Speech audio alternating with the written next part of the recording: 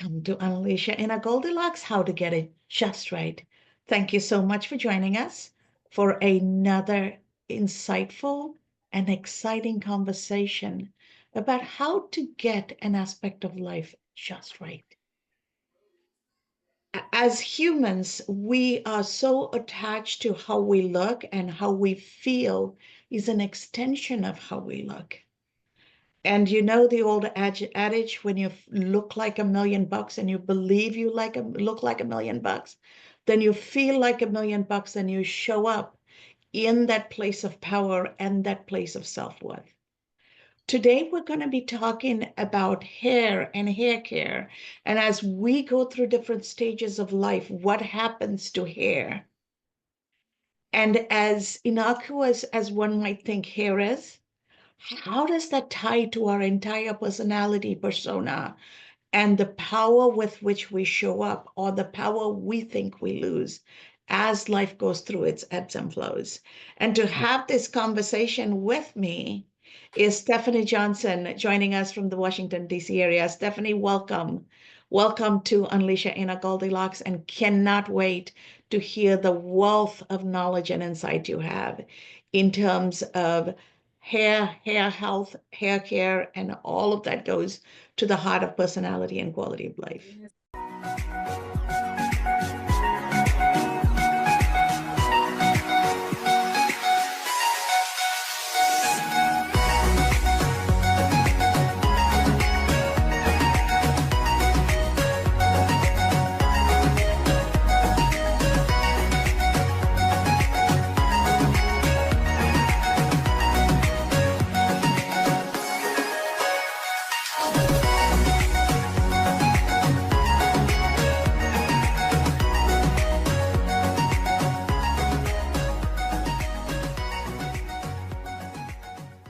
Thank you. Thank you. It's wonderful to be here.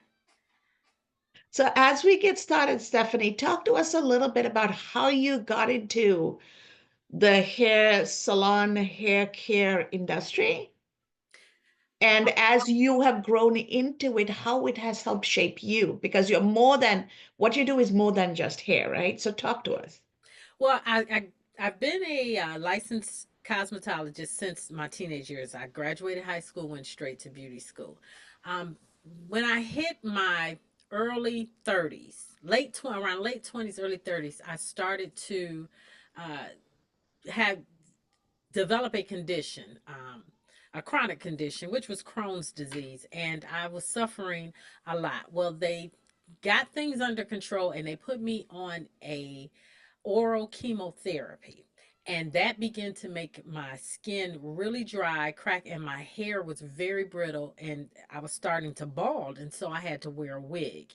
And I started to, my self-esteem was really getting low, because here I am, a hairstylist, talking to people about healthy hair and beautiful hair, and I have to cover mine.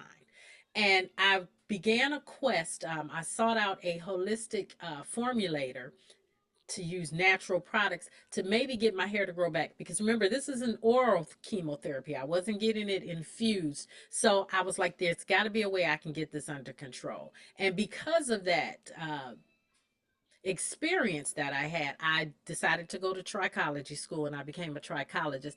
And then I really just started getting obsessed with natural remedies and becoming basically an alternative medicine specialist when it comes to hair, and learning about different chronic illnesses we may have in our bodies. If we are anemic, if you have high blood pressure, how that affects our hair growth, and what I can do naturally to combat whatever is being depleted from the body that's hindering the hair to grow. What can I do to put that natural back in and get the hair to flourish? Because, as we grow older, we're going to lose hair, but we can hold it off for a while too. So, and I just went on that quest, and that's how I really got there. I created my own all natural hair care line, and I also teach other professionals how to create on the spot natural treatments in the salon for the clients when we're suffering from different things, different kinds of chronic illnesses, vitamin deficiencies. There's different things we as stylists can do other than just put on a shelf,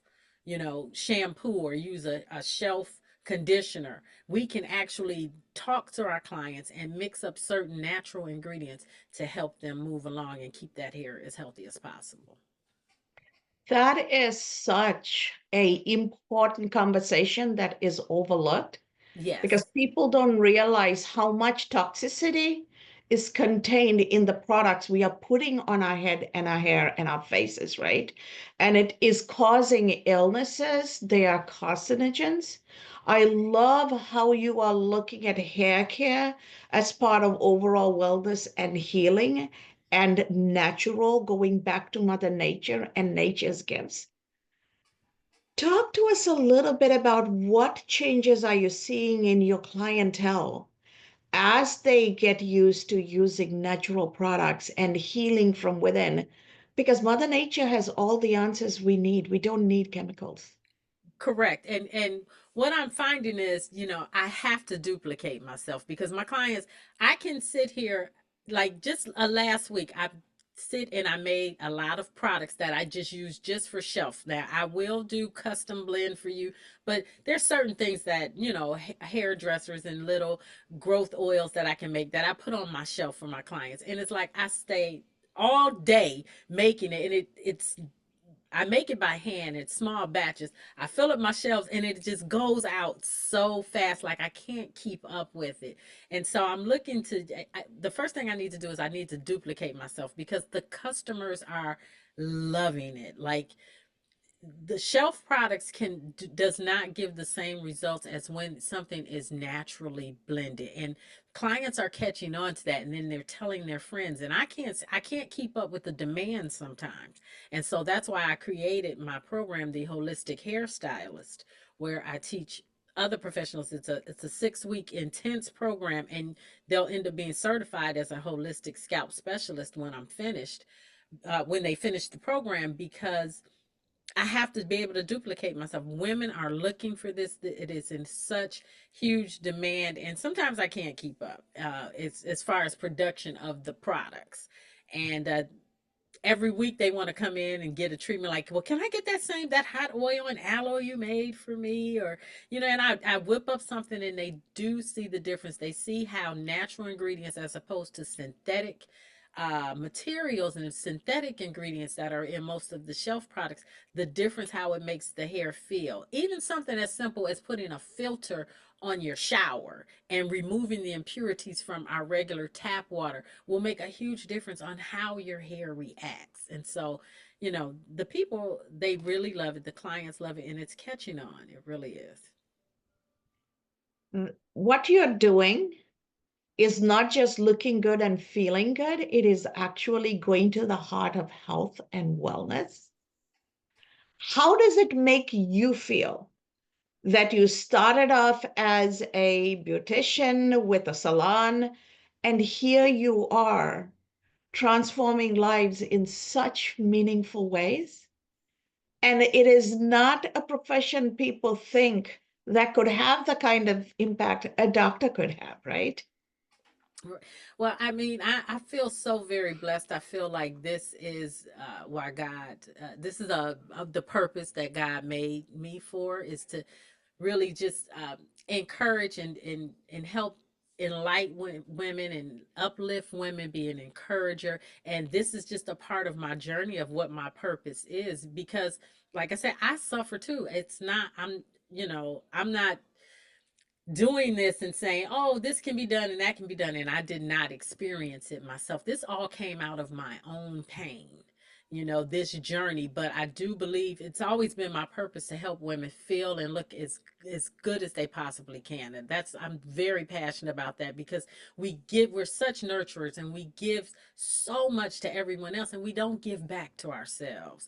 And taking care of yourselves, getting your hair done, putting on your makeup, looking like you're looking today. You look just absolutely beautiful, Dr. Katz. But that, I know, that makes you feel good about yourself. And so that's always been a mission of mine. So I'm humbled. I'm still on the journey. I feel like I'm still at the beginning. Like I'm just getting going. And I'm very humbled, and I'm very blessed, and I'm just excited to see where God takes me next on this journey. And as the ideas come, I obey, and I react, and I create, and that's all I can do. Thank you. Thank you for what you do. Thank you for the kindness and the larger compassion with which you do, because you are taking your own experience and understanding that this is a human condition and human experience others go through as well. And then the lessons you learned, you are passing it forward and you're teaching others and you're certifying others. That is such a beautiful thing to see. And what is coming up for me is, have you ever thought about expanding your business to actually have a product line and have somebody invest in you to take this to a larger community and make it accessible to many people? Because even men lose hair. It's not just a Hmm. woman thing, right? Hmm. Well, I have been over the years. I've had venture capitalists come up with angel investors. I've pitched to QVC. Walgreens gave me an offer once, and it was never quite right. And it could be my own fear because I'm single. I'm not married. I don't have any children, so it is just me. But it's a scary situation when I get these contracts and then I'm like, I have to deliver this, and if it doesn't sell, then they can give it back to me. And so it hasn't been the right time. I wouldn't mind teaching others. I like to do that, but the joy for me is not in the manufacturing. So, I'm not saying absolutely no to it because I used to have an online store. I let it go because it wasn't making me happy. I didn't feel purposeful. I felt like I was a jar filler and I was someone who turned on mixers all the time. That's not where the passion is for me. And I know, people, especially my clients, they're like, "Oh, you need to sell it to this person, you need to bring it to the masses." But whatever I do, it needs to have joy connected to it for me. Some people, money is a motivator for them. Money is not the motivator for me. Transform lives is the motivator for me. And I felt like I my hands wasn't there where I was seeing the lives being transformed. And so I have been, approached with it many times, but I have not said yes to anyone yet. And I'm not saying no. The right deal may come along, but it has not yet. I will do it for individuals, and on my site you can make an appointment with me and we can have an extensive consultation, and I will blend products just for you. I love to do that because that's hands-on, that's one-on-one. I'm transforming lives. But and the product line, not yet. I haven't seen the deal that makes my soul leap. If that I sounds. hear you. I hear you. And that's fair enough, right? Because you do this for a purpose. And if Hmm. it doesn't resonate for you and doesn't seem authentic to how you want to show up, then Hmm. you're not ready. Yeah. And it's not the right time, not the right place. So I respect that tremendously. Before we go any further, could you take a moment and share with our audience how they can find you, how they can reach you? Yes, I you can reach me at my website at the Hair Care Company. You spell it all the way out. Well, www.thehaircarecompany.org. I have free classes. I have classes for the consumer as well as for the professional. I have a lot of things coming out in 2025, and I do have something called the Crowning Glory Solution that will be launched at the beginning of 2025 for the consumer, because education is definitely the key to healthy hair. A lot of women, the number one question I get is, what can I put on my hair to make it grow? That's not the question you should be asking.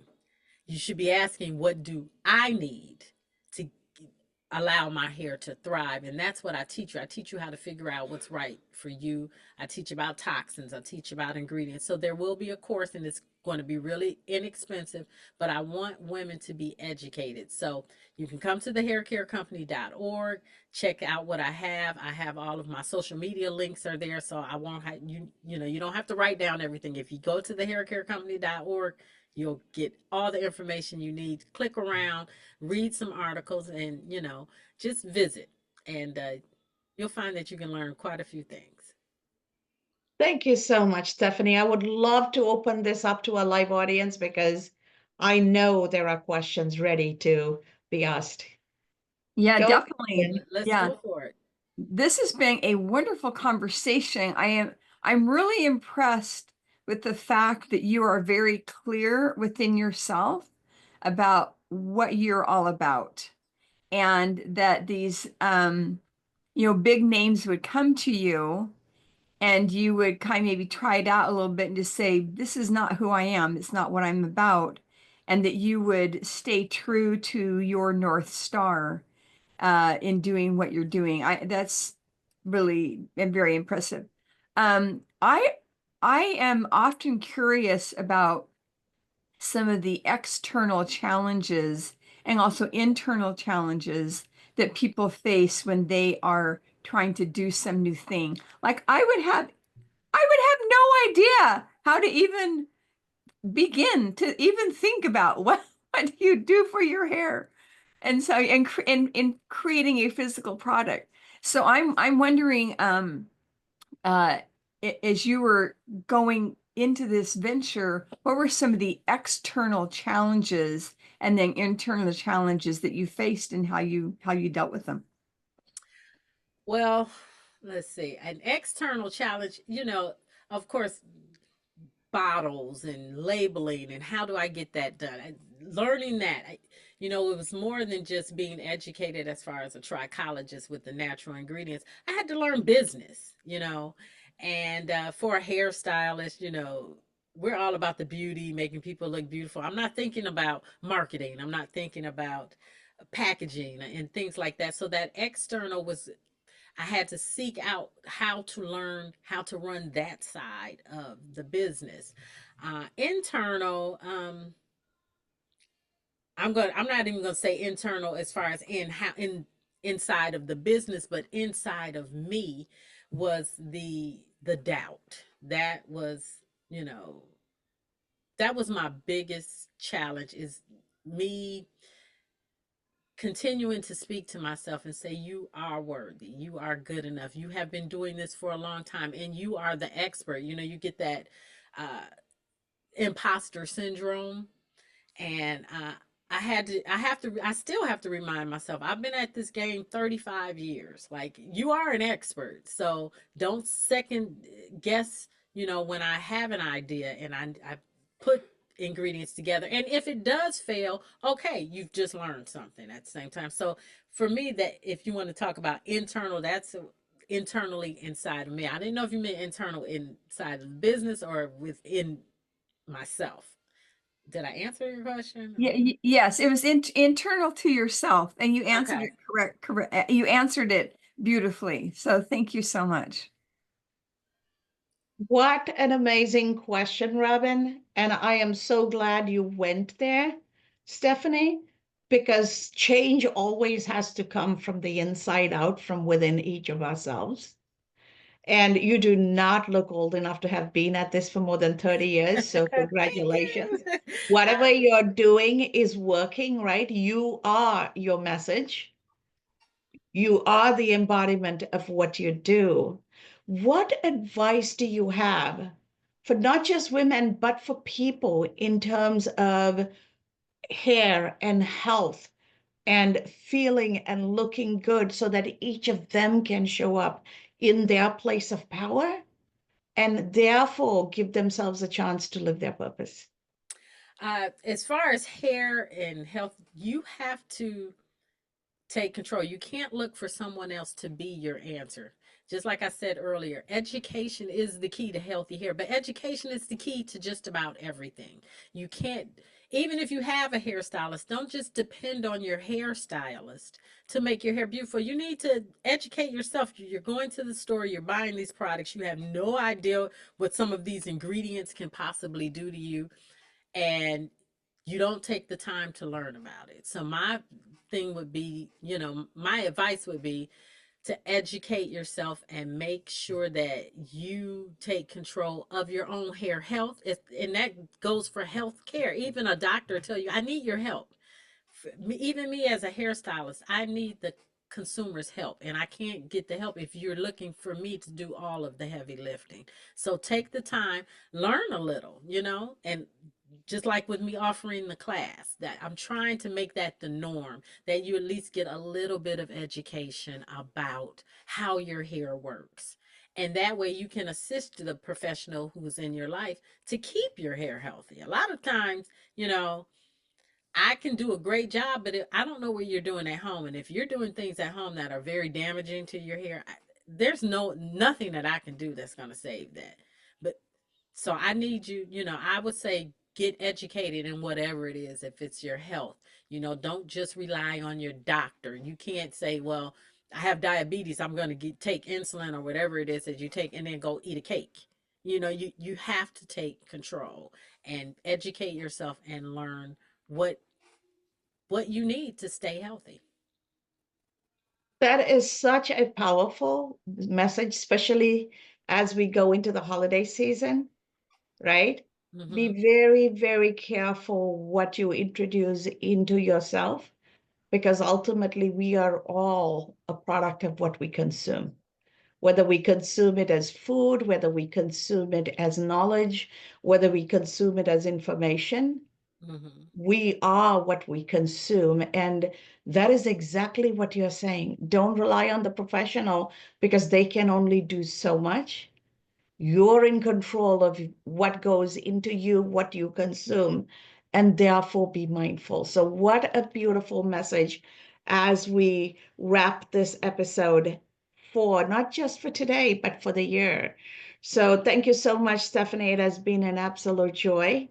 And to our live audience who week after week participate and ask questions and truly bring meaning to these conversations. Robin, very grateful for you for diligently showing up and making sure that you are expanding the knowledge base for our audience and helping, you know, build these conversations and take them to places that we need to take. And to our audience out there, keep listening, keep watching, and keep transforming, because it's going to take all of us together helping each other to get our lives just right. Like Goldilocks reminds us, how do we show up just right so that this life works for us? The life we're building is meaningful for us, and each of us get to live in our place of purpose, embracing our power, and therefore being in our place of peace with joy. Well, thanks, Dr. Cass. This was just a great conversation. Thanks for having me on and sharing your platform with me. It is an absolute pleasure. Thank you so much, and wish you all a Merry Christmas and a wonderful 2025.